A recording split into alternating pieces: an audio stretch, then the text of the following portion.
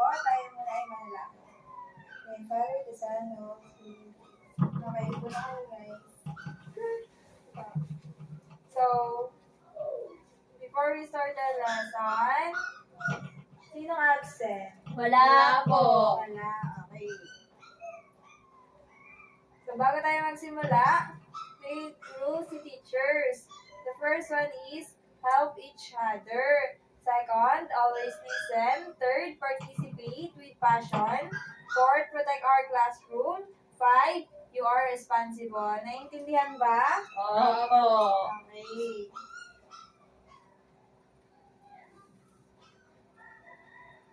So today you will define forces as a push or pull that can change the motion of an object.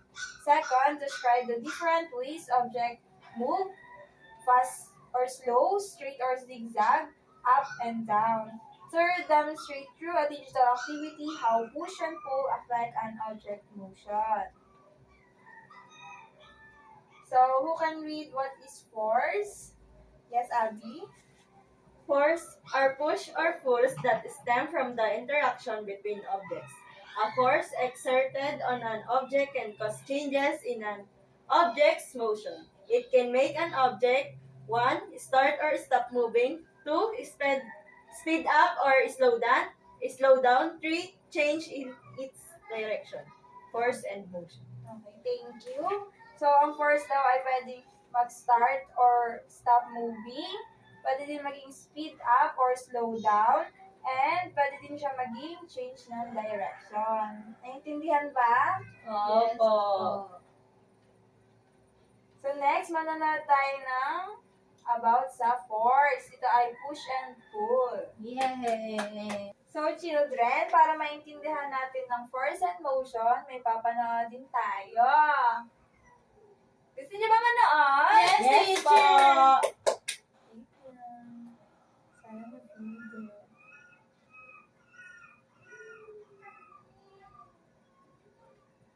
You have the perfect response in your head, but your fingers just can't keep up. We've all been there. Typing, deleting, retyping. Now I use Whisperflow. I just think out loud and it creates perfect formatted text on any app or website. Whisperflow.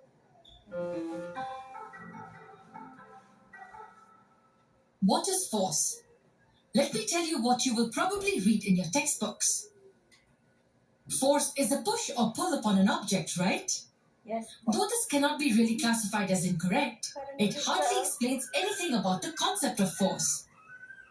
This is what you will assume after reading this definition. You will imagine a stationary object on the ground and someone pushing it or pulling it. Yes, when force is applied, the stationary object will move. But just this does not explain the concept of force entirely. Before we move on to the definition of force, let's clear a few misconceptions about it. Let me ask you a question. This ball is... Okay, class, naintindihan niyo ba ang meaning ng force? Opo. Okay. Okay, next. Who can read? Yes, Eliza. Push and pull that can make an object move. It can also stop an object or change its direction. Motion. The movement of an object from one's place to another. An object is motion when it's moving. Okay, thank you. Force make motion happen. Ito ang example ng push and pull. The first one, a person pushing a box. Second, a person pulling a cart with boxes. Ito ang sa push, tas ito ang sa pull. Next one, who can read? Yes, Abby? Push. A force that moves an object away from you, used to start movement. Pull. A force that moves an object toward you, help in lifting or dragging objects. Okay, thank you. So, gravity and friction. Gravity is the force that pulls objects down toward the ground. Example, when you drop a pencil, it falls because of gravity. Next, friction is the force that allows down-moving objects when they rub against the surface. Example, your shoes stop sliding quickly on a rough floor cause of friction. Yan, ito. Wow! So, ito ang forces around us. Yan, tug of war, riding the skateboard. So, now, magkakaroon tayo ng activity. Yay! Ang isa sa activity ay my push and pull artwork. First, choose one type of force. Kung ito ay push or pull, pipili kayo sa dalawa. Create a simple digital drawing that shows your chosen force. You may use Canva for kids, MS Paint, or any drawing app on your device. Make sure your drawing clearly shows how the object is being pushed or pulled. Tapos, save your work and send it to our class group chat or show it on screen. When it's your turn, explain what type of force is shown in your artwork. Okay, gets ba? Opo! Okay. So, magkakaroon tayo ng quiz.